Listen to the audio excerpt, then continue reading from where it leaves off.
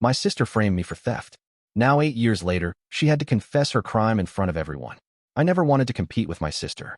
She was 5 years older than me and perfect in every way possible. At least that's what our parents thought. While she was winning science competitions and getting early admission into medical school, I was just trying to get through high school without falling asleep in class. Life isn't easy when you're constantly living in someone else's shadow, especially when that someone is your own sister. Our family runs a chain of pharmacies started by my grandfather in the 1970s. It's grown into quite a successful business, with stores all across the state.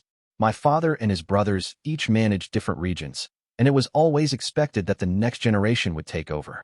My sister was being groomed to run the business since she could walk. Meanwhile, I chose to study business administration, which my parents saw as a complete waste of time. Growing up in our house was like living in two different worlds. My sister's world was full of praise, rewards, and constant attention. My world? Well, it mostly consisted of disappointed looks and constant reminders of how much better my sister was doing at everything. It wasn't just our parents, our relatives, family friends. Even the neighbors would always ask me why I couldn't be more like her. Why would you study business when we already have a successful one waiting for you? My father would ask at least twice a week. What he really meant was, waiting for my sister. I was just the backup plan, the spare tire that nobody actually wants to use. Even when I tried to help at the pharmacy during summer breaks, all I heard was how my sister had already learned all this stuff when she was much younger. I wasn't a terrible student, just average. But when you grow up in the shadow of someone who graduates top of their class in everything, being average feels like failure. The teachers at school would always say, "Oh, you're Sarah's brother? We expected more from you."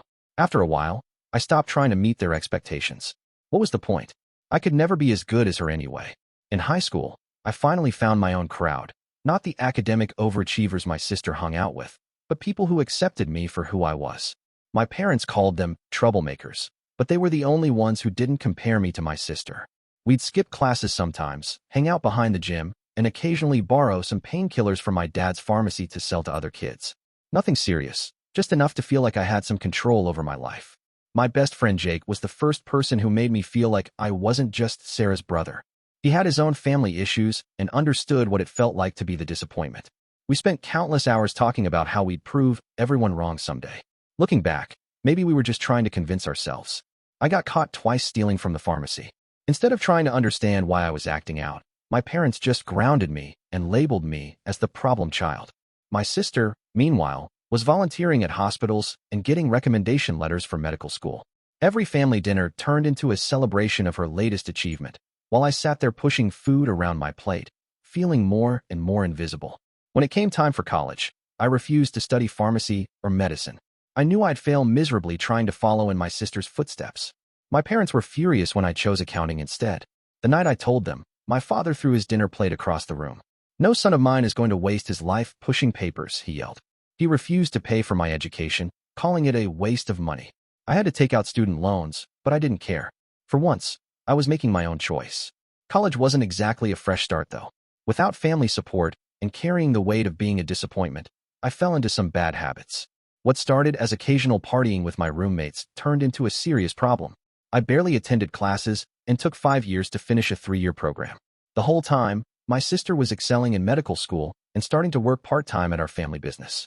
Those college years were a blur of bad decisions. I met some guys who reminded me of my high school friends, and we spent more time getting high than studying. One of them, Mike, always had connections to get whatever we wanted. We thought we were living the life, but really, we were just running away from our problems. I failed most of my classes in the first year, but kept telling myself things would get better. By my 3rd year, when I should have been graduating, I was still struggling with basic courses.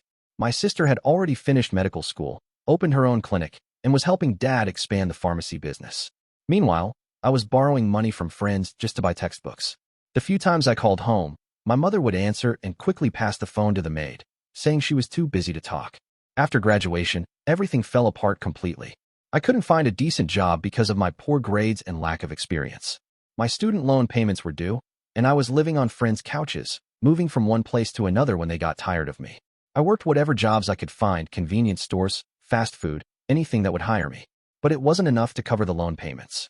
The final straw came when the debt collectors started showing up at my door. These weren't your friendly bank representatives. These guys meant business. They gave me 2 weeks to pay up or face consequences.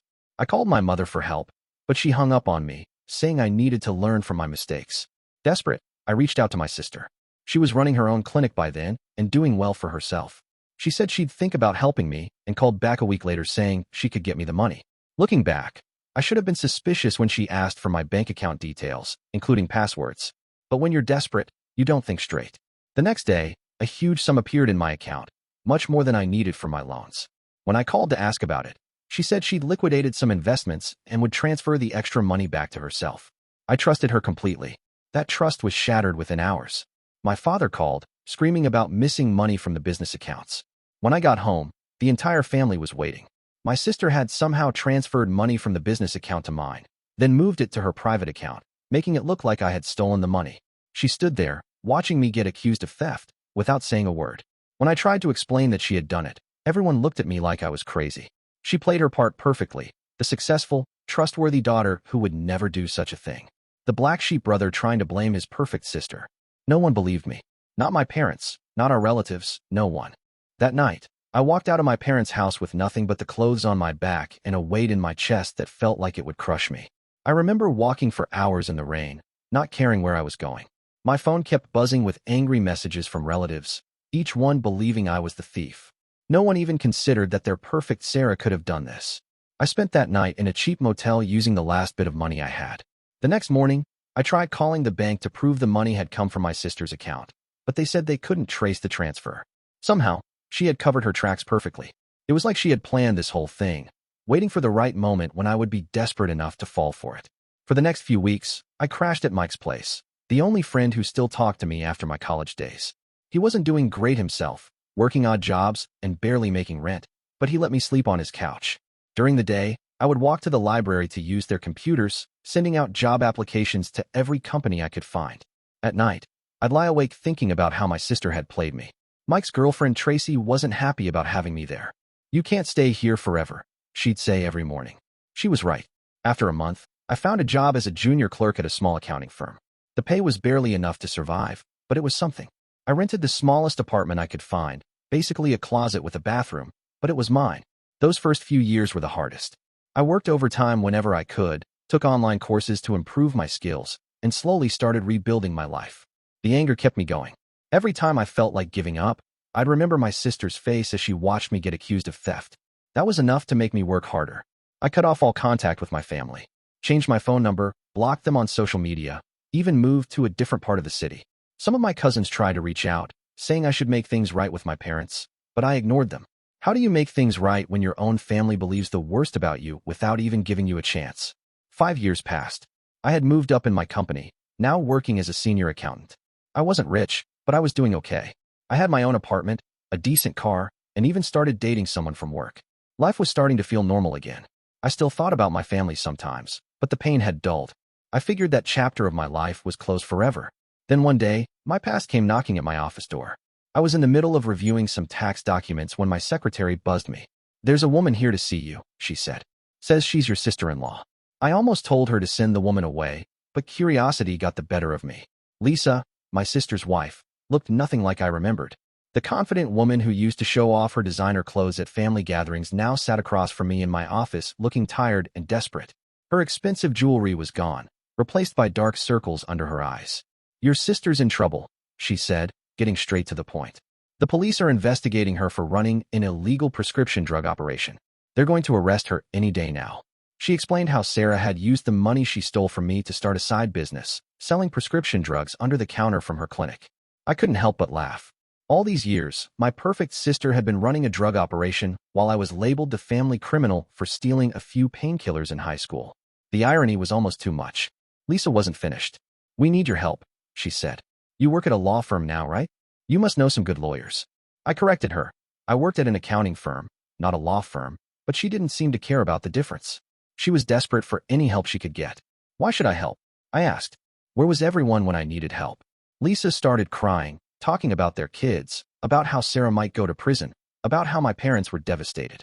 I sat there, watching her cry, feeling nothing. The woman who had stood by silently while I was falsely accused was now asking for my help. Before she left, Lisa dropped another bomb. The police weren't just investigating Sarah, they were looking into the whole family business. My father's pharmacies were under scrutiny, and their accounts were frozen. The perfect family empire was crumbling. That evening, my phone rang with a number I hadn't seen in years, my mother. I let it go to voicemail, but she kept calling. Finally, I picked up. Her voice was different, smaller somehow. "We need to talk," she said.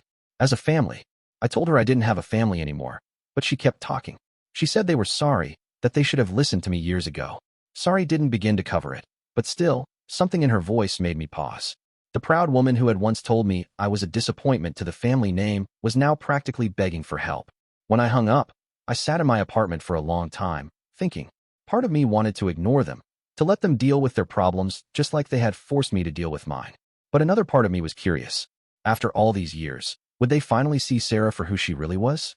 I decided to go home, not to help, but to watch. I wanted to see the perfect daughter explain herself, to watch my parents face the truth about their golden child. What I didn't expect was how seeing my childhood home would affect me. As I parked outside the familiar house, memories came flooding back, both good and bad. This was where it all started, and maybe this was where it would finally end. Walking into that house was like stepping back in time. Everything looked exactly the same. The family photos on the walls, the fancy furniture, even the smell of Mom's favorite air freshener. The only difference was the people inside. My parents had aged. Dad's hair had turned completely white, and Mom looked smaller somehow, like she had shrunk into herself. Sarah sat on the couch, her perfect posture finally broken. Her designer clothes were replaced by a simple t-shirt and jeans. Lisa stood in the corner, holding their youngest kid. No one spoke for a minute. Then Sarah started crying, saying how sorry she was for what she did to me. Not just for stealing the money and framing me, but for being a terrible sister all these years. She explained everything. How she had started selling prescription drugs on the side to make extra money, how it had grown into a huge operation, and how someone had finally reported her. Dad tried to take control of the situation like he always did. "We can fix this as a family," he said. But his voice didn't have the same authority it used to. I noticed his hands were shaking. Mom just kept looking at me like she was seeing a ghost. I told them I wasn't there to help. I just wanted to hear the truth. Sarah broke down completely then, admitting in front of everyone how she had stolen the money from Dad's business account and used my details to cover her tracks. She had planned it all, knowing I would be too desperate to question anything. One of my uncles, who had always been a bit kinder to me, spoke up. "I knew something wasn't right back then," he said. "You were many things, but never a thief." Others started nodding, suddenly remembering how they too had doubted the story. Funny how people's memories work when the truth comes out. Dad got angry then, not at Sarah, but at me. He said if I was really family, I would help them get out of this mess. That's when I lost it. I reminded him how they had thrown me out without a second thought, how no one had bothered to check if I was okay or even alive all these years. Where was family when I was sleeping on friends' couches? I asked. Where was family when I was working 3 jobs to survive? Where was family when I needed someone to believe in me? Mom tried to interrupt, saying the past was the past, but I wasn't finished. I told them about every night I had spent lying awake, wondering what I had done to deserve being treated like that. About how I had rebuilt my life from nothing, while their perfect daughter was running a drug operation under their noses. Sarah was arrested the next week. The evidence against her was overwhelming. Lisa moved in with her parents, taking the kids with her. My parents' business was investigated, but they were cleared of any involvement in Sarah's drug operation. Still, their reputation was ruined. Most of their regular customers stopped coming to their pharmacies. Over the next few months, more relatives reached out to me. Aunts, uncles, cousins, everyone had suddenly remembered my phone number. Some genuinely apologized, admitting they had been wrong about me. Others just wanted to gossip about Sarah's downfall. I kept my distance from most of them. My parents sold most of their pharmacies and moved to a smaller house in a different neighborhood. Mom calls sometimes, usually late at night when she's had a glass of wine. She talks about how much they miss Sarah, how hard it is to visit her in prison, how the neighbors whisper about them. Sometimes she asks about my life, but it feels too late for that kind of interest. Dad hasn't changed much. He still can't admit he was wrong about me. The last time we talked, he tried to convince me to take over what's left of the family business. "You studied business, after all," he said, like the past 15 years hadn't happened. I declined. Lisa brings the kids to see me sometimes. They're good kids, and it's not their fault their mother made bad choices. I try to be the uncle they need, the kind of family member I wished I had when I was growing up.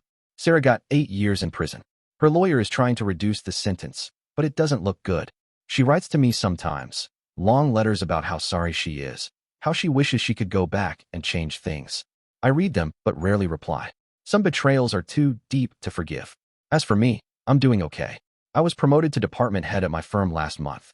I bought a house, nothing fancy, but it's mine. I even started dating someone serious, a teacher who comes from a normal family with normal problems. She knows my story and understands why I get quiet sometimes when she talks about her siblings. Looking back, I realized that being the family disappointment might have been the best thing that happened to me. It taught me to stand on my own feet, to build a life that's truly mine. I didn't need to be the golden child to succeed. I just needed to believe in myself. The other day, I found an old family photo while cleaning out some boxes. It was from a Christmas party, years ago. Sarah was in the center, showing off some award, while I stood in the corner, trying to disappear. I thought about throwing it away but ended up putting it in my desk drawer instead. Not because I miss those days, but to remind myself how far I've come. Sometimes karma takes its time, but it always arrives eventually. Sarah learned that the hard way. As for me, I learned something more important. That success isn't about being perfect or meeting other people's expectations. It's about being true to yourself, even when no one else believes in you. Life goes on. The family business that was supposed to be Sarah's legacy is now just a couple of small pharmacies in a strip mall. My parents are learning to live with their shame, just like I had to live with being the black sheep. And me? I'm finally writing my own story, without trying to compete with anyone else's.